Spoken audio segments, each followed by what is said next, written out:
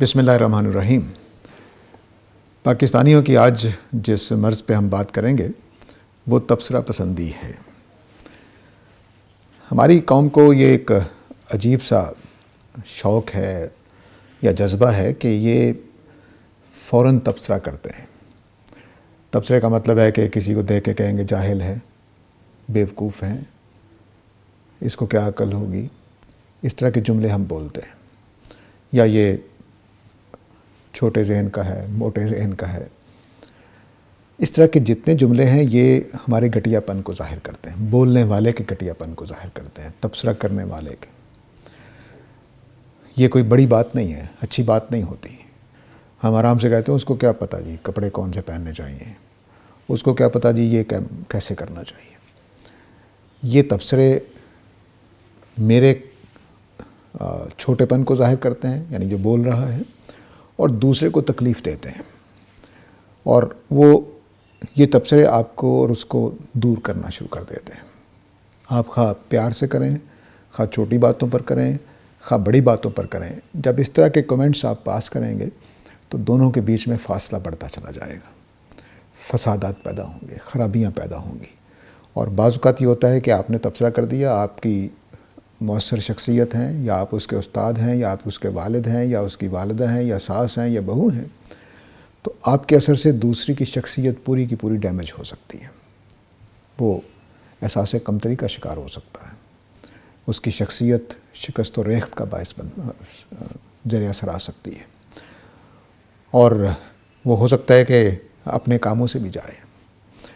تو تبصرے نہیں کرنے چاہیے، نہ بھائیوں پہ، نہ دوستوں پہ، نہ کولیگز پہ، نہ ماتحتوں پر تبصرہ نہیں کرنے چاہیے۔ تبصرہ نہایت مہلک چیز ہے، نہایت مہلک چیز ہے۔ قرآن مجید نے تنابز بالالقاب سے روکا ہے، وہ تبصرے ہی ہیں کہ آپ نے نام رکھ دیتے ہیں، جاہل، بیوقوف، یہ نام ہے نا، نام ڈال دیتے ہیں، یہ تبصرے ہی ہیں۔ غدار، چور، یہ تو ہمارے ہاں بہت چلتا۔ یہ تبصرے بندہ مومن کیا کسی اچھے انسان کو بھی نہیں کرنے چاہیے۔ بندہ مومن تو بندہ مومن ہوتا ہے، وہ تو بڑا نپا تلا رہتا ہے، لیکن عام آدمی جو ہے اس کو بھی نہیں کرنے چاہیے۔ لیکن ہماری ساری کی ساری قوم اس میں اتنا مزہ اٹھاتی ہے، اتنا حظ اٹھاتی ہے کہ میں حیران رہ جاتا ہوں۔ دو آدمی بیٹھے ہوں اور ان کے درمیان کوئی تیسرا آدمی مشترک ہو تو اس کے بارے میں تبصرے، باتیں، چغلی، غیبت شروع ہو جاتی ہے۔ لیکن چغلی غیبت تو چونکہ اس کے سامنے نہیں ہو رہی ہوتی، اس پر اثر کم ہوتا ہے، ہم صرف گناہ کبیرہ کماتے ہیں۔ لیکن جب ہم تبصرہ کرتے ہیں تو پھر ہم نہ صرف گناہ کبیرہ کما رہے ہوتے ہیں بلکہ دوسرے کے اوپر بھی ڈیمیجنگ اثرات پیدا کر رہے ہوتے ہیں۔ اس کی بجائے ہمیں کیا کرنا چاہیے؟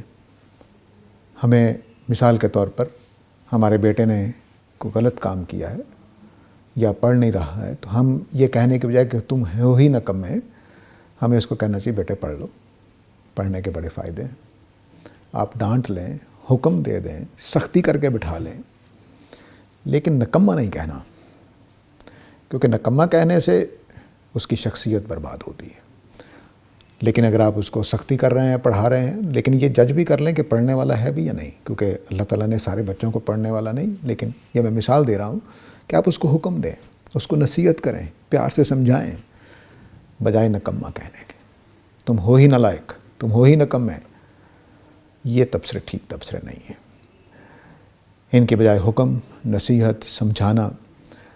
حکم اور نصیحت یہ بھی ثانوی چیز ہونی چاہیے، یعنی ہائرارکی یہ ہوگی کہ سب سے پہلے سمجھانے کا عمل ہے، اس کے بعد جو اس سے گھٹیا کام ہے وہ نصیحت کرنا ہے، کیونکہ نصیحت خود ایک خراب چیز ہے، اس معنی میں کہ نصیحت کرنے والے کے بارے میں تاثر پیدا ہوتا ہے کہ وہ اپنے آپ کو کامل سمجھ رہا ہے، پرفیکٹ سمجھ رہا ہے، اس لیے اس کی نصیحت دوسروں کے لیے نقصان دہ ہو سکتی ہے اور اس کی بات غیر مؤثر کر سکتی ہے، کیونکہ ہم سارے انسان برابر ہوتے ہیں بعض اوقات۔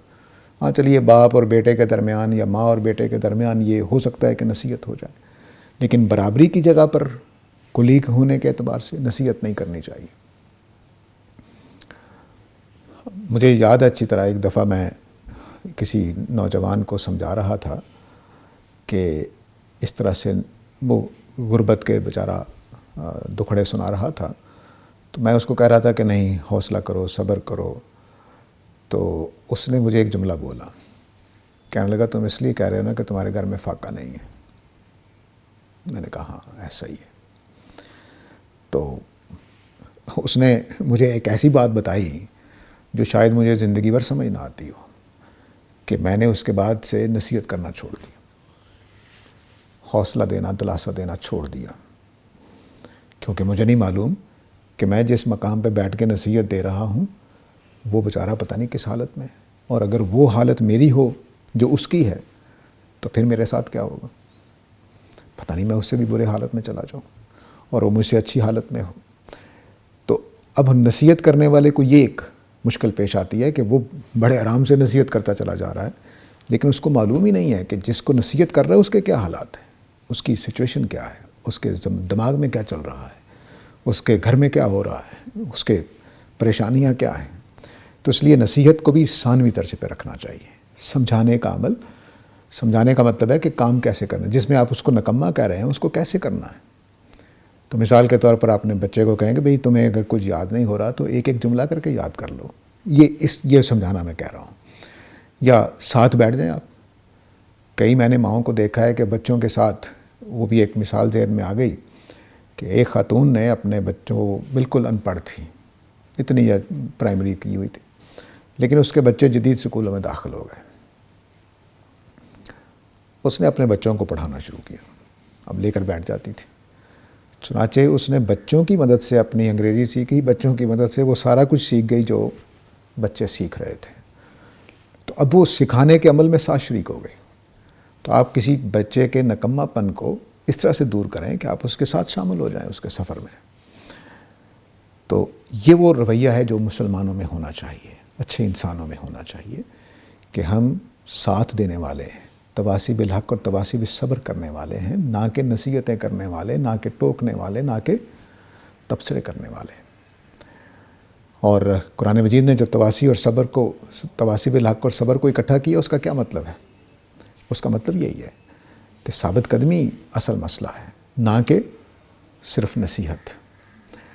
تو ساتھ چلنا، ایک دوسرے کا بازو پکڑنا، یہ اصل میں تواصی بالصبر ہے. نہ کہ بس دور سے آپ نے تبصرہ کر دیا کہ یہ کر لو یار، تم نے ایسا کر لیتے تو اچھا نہیں تھا، ایسا کر لیتے تو اچھا نہیں تھا. یہ تو ہر کوئی کر لیتا. یعنی اللہ تعالیٰ کی یہ کائنات تخلیق ہے نا، اس کے اوپر بھی جتنے آپ نکالنا چاہیں نکال سکتے ہیں. مثلاً اتنی شدید گرمی کیوں آتی ہے؟ معتدل سا موسم ہونا چاہیے، نہ پنکھوں کی ضرورت پڑے، نہ چھاؤں کی، نہ دھوپ کی سردیوں میں، تو ایک آرام سے زندگی گزر سکتی تھی. پیٹ ہی کیوں لگایا ہے، مرض کیوں رکھے ہیں؟ آپ آرام سے تبصرے کر سکتے ہیں.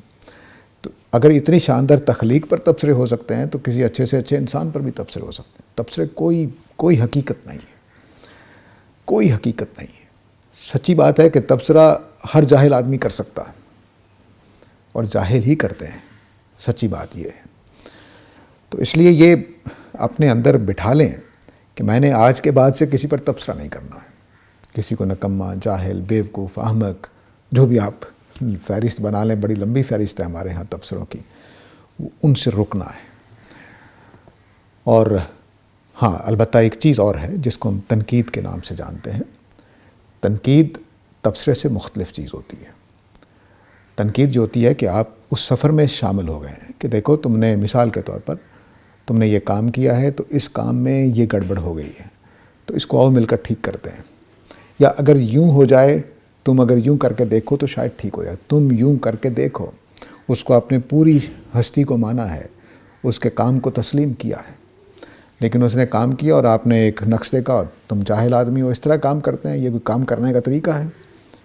تو اب آپ نے اس کا جو کیا ہوا کام ہے اس سب پہ پانی پھیر دیا ہے. وہ آپ سے نفرت کرے گا، اس کو آپ کا یہ تبصرہ پسند نہیں آئے گا، خواہ آپ کتنے ہی عزیز ماں کی حیثیت رکھتے ہیں، باپ کی حیثیت رکھتے ہیں، یا بڑے ہی شفیق باس کی حیثیت رکھتے ہیں. یہ نفرت پیدا کر دے گا. ہمارے عملی زندگی میں، دفاتر میں، اس میں بہت وجہ جو باس کے بارے میں لوگوں کے اندر فاصلہ ہوتا ہے یا وہ اس کو پسند نہیں کرتے، اس کی بڑی وجہ یہی ہوتی ہے کہ اپنے جن کولیگز کو وہ اپنے ماتحتوں کو اپریشیٹ کرتا رہتا ہے وہ قریب ہوتے ہیں، اور جن کے اوپر وہ تبصرہ کرتا رہتا ہے وہ اس سے دور ہوتے ہیں، چنانچہ وہ اپنے ادارے کے لیے قیمتی صلاحیتوں سے محروم ہو جاتا ہے، وہ اچھا کام ہی نہیں کر سکتے اس کے لیے۔ اور یہ میں نے تقریباً جتنے اداروں میں کام کیا ہے وہاں دیکھا ہے، اور کچھ دوست آ کر مشورہ کرتے ہیں تب پتہ چلتا ہے کہ اچھا کون سے ادارے میں کیا کچھ ہو رہا ہے۔ تو اس لیے میرے خیال میں آدمی کو آدمی سمجھیں، اس کو ڈیگریڈ کرنے کی کوشش نہ کریں، اس کو چھوٹا ثابت کرنے کی کوشش نہیں کریں، اس پر تبصرے نہیں کریں، اس کو سکھائیں اور سمجھائیں۔ بس میرا اور آپ کا کام اتنا ہی ہے، نصیحت کرنا، اس کو میخ نکالنا، تنقید کرنا۔ تنقید کنکریٹ ہونی چاہیے، واضح، دو ٹوک، اور وہ بھی سادہ لفظوں میں، بغیر جذبات شامل کیے، بغیر توہین آمیز جملے بولے، بغیر کسی ایسی بات کے جو کہہ لیجئے کہ دوسرے کو تکلیف کا باعث بن سکتی ہو۔ اس میں ڈائریکٹ اور انڈائریکٹ دونوں طرح کی تنقیدیں، دونوں طرح کے جملے ہوتے ہیں۔ ہم جملے اس طرح کے بناتے ہیں، میں نے کافی عرصہ پہلے یہ چھوڑا تھا، لیکن دوسرے تبصرے میں کر لیتا رہا ہوں، اللہ تعالیٰ مجھے اس پر بھی معاف کرے، کہ میں سیدھی بات کہنے والا آدمی ہوں، کہ میں کہوں گا کہ یار آپ نے یہ غلط لکھا ہے، آپ نے یہ درست نہیں لکھا، یہ بھی تبصرہ ہے۔ لیکن یہ تبصرہ کہ آپ لپیٹ کر بات کریں تاکہ اس کی تکلیف زیادہ بڑھ جائے، یہ کام نہیں کرنا چاہیے۔ اس کو بڑی ذہانت سمجھا جاتا ہے، لیاقت سمجھا جاتا ہے کہ میں نے دیکھو جی کس طرح سے بات کہی ہے۔ یہ ہوگی لیاقت، ہوگی ذہانت، لیکن یہ انسانوں کے ساتھ، خدا کے بندوں کے ساتھ آپ معاملہ کر رہے ہیں، تو خدا کے بندوں کی حیثیت بہت بلند ہے۔